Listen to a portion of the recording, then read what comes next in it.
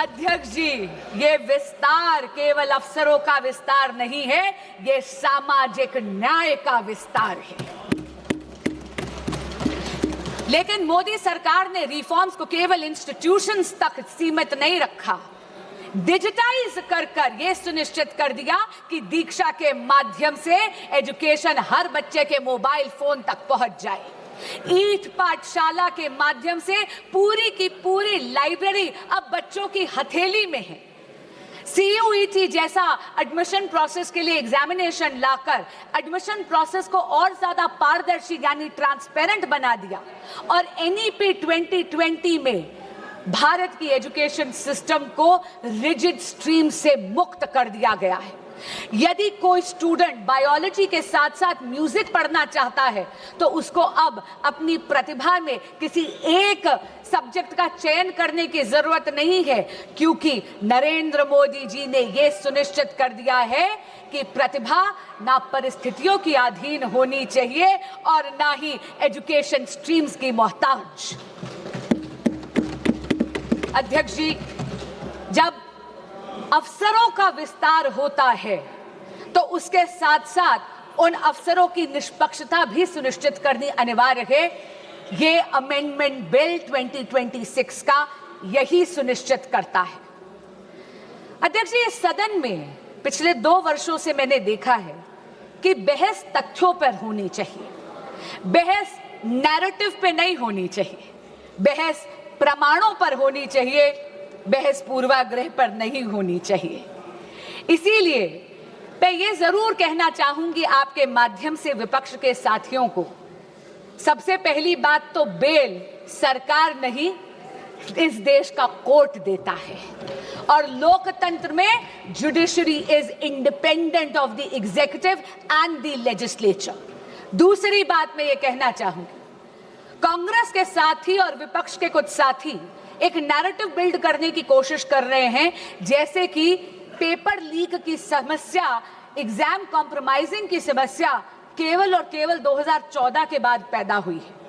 अध्यक्ष जी, मीडिया की रिपोर्टों का अगर हम सच माने तो विपक्षी दलों के जहां जहां पर शासित राज्य हैं और पिछले जब 1 दशक था, जब 2014 से पहले कांग्रेस लेड यूपीए सरकार था, तब 1 नहीं 2 नहीं बल्कि टोटल 22 बार पेपर लीक होकर कैंसिल करने पड़े। उनमें से कांग्रेस लेड यूपीए सरकार के अधिकार क्षेत्र में आने वाले 6 ऐसे एग्जामिनेशंस हैं जो सीधा केंद्र सरकार के नीचे आते थे। अध्यक्ष जी, AIIMS PG examination 2006, ICAI CPT examination 2007, CLAT 2009, Railway Recruitment Board examination 2009, AIEEE 2011, SSC CGL examination 2013, ये सारी की सारी पेपर लीक तब थी जब विपक्षी दल सत्ता में था, यानी कांग्रेस लेड यूपीए गवर्नमेंट थी। अब मैं राज्यों के कुछ आंकड़े आपको देना चाहूंगी। राजस्थान में जब कांग्रेस की सरकार थी तो REET, RPSC, senior teacher recruitment, police constable examination recruitment, forest guard recruitment, CHMO recruitment exams leak हुए। TMC की जब सरकार थी पश्चिम बंगाल में टीचर रिक्रूटमेंट स्कैम में सुप्रीम कोर्ट ने 27,753 अपॉइंटमेंट्स को कैंसिल करा गया, क्योंकि उन्होंने उसमें फ्रॉड और मैनिपुलेशन पाया। यही नहीं, जब BRS की सरकार थी तेलंगाना में तो TSPSC पेपर का लीक हुआ। उत्तर प्रदेश में जब सपा की सरकार थी तो police constable recruitment paper leak हुआ। तब तो सॉल्वर गैंग्स और ऑर्गेनाइज्ड एग्जाम फ्रॉड के गैंग्स वहां ऑपरेट करते थे। और हाल ही में पंजाब में, ये तो इसी साल की बात कर रही हूं, फार्मेसी ऑफिसर रिक्रूटमेंट एग्जामिनेशन में तो हाई टेक यानी ब्लूटूथ का इस्तेमाल कर उस पेपर को कॉम्प्रोमाइज करना गया।